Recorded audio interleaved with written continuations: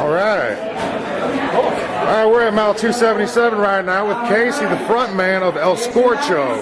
So when did you guys put your band together and start playing? We've actually only been a band for about 6-7 months. We started in maybe the early summer. We were kind of all home, and we've been in bands throughout St. Louis all for 20 years, 15 years. Right on, man. Since we're kids. We thought, get it back together. Let's get the band back together. Absolutely, brother. Absolutely. What was the first tunes you guys learned together? Wow, that's actually kind of funny because we actually that's the first thing that we sat down and we just came up with a list of like 30 songs that we all knew. The first one we actually learned as the band was "Radioactive" by Imagine Dragons. Radioactive.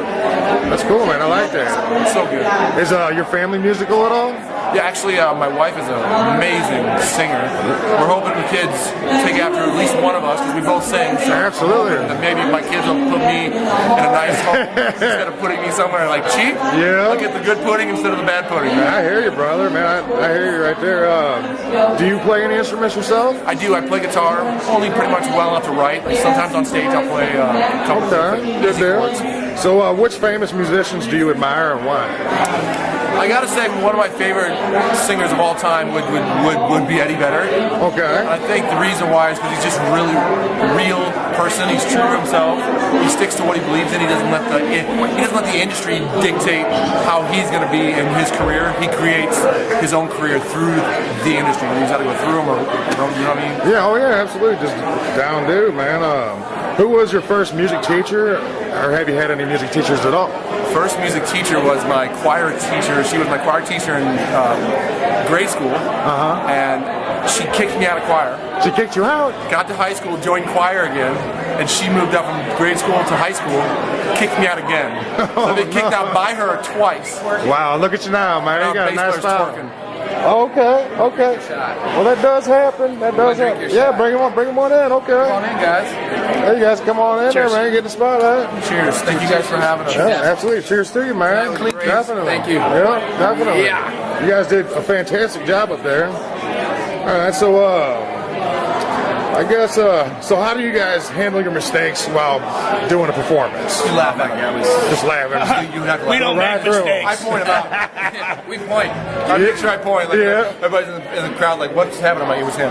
No, they all point at me. You guys just got to just run right through them? Got you. You got to laugh. Do you guys get nervous before a performance or a competition? Not normally, but today I was kind of a little nervous because I don't know if you saw the band before us, Kingpin. Oh, yeah. That guy can sing. And Nico Smith got up there with him, That guy is a singer out of this world. Yeah, he is really good, man.